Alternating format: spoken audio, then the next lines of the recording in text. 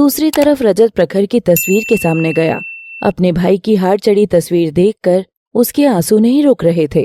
उसने प्रखर की तस्वीर पर फूल चढ़ाए और सीधा अपने कमरे में चला गया। थोड़ी देर में वहां मौजूद बाकी लोग भी चले गए।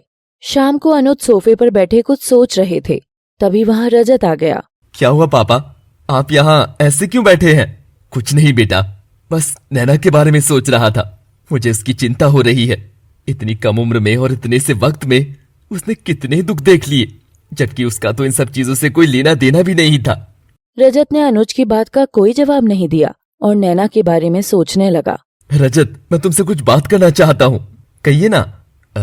रजत बेटा, मैं तुम्हारे और नैना के रिश्ते के बारे में सब कुछ जानता हूँ।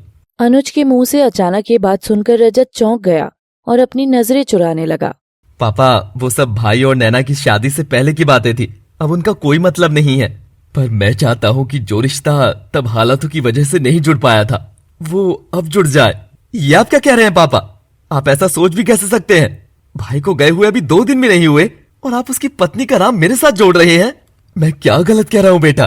प्रखर सिर्फ तुम्हारा भाई ही था क्या? मेरा बेटा नहीं था? जितना दुख तुम्हें उसके जाने का है, उतना ही दुख मुझे भी है।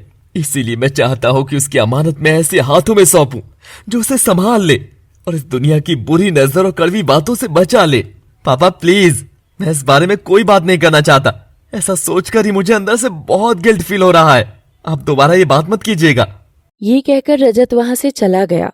वहीं रात में प्रियल ने अपनी साइड टेबल की ड्रॉर खोलकर उसमें से एक डायरी निकाली, जिसमें प्रखर की एक बहुत छोटी सी तस्वीर रखी हुई थी।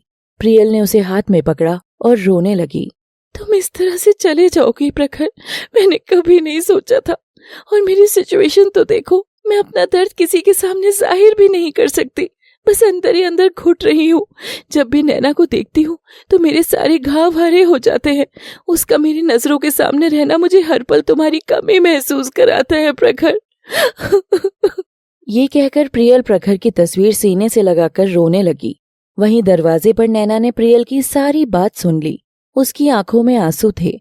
वो चुपचाप घर से बाहर निकल गई। मैंने अनजाने में तुम्हारा और बहुत से लोगों का दिल दुखाया है, पर अब और नहीं।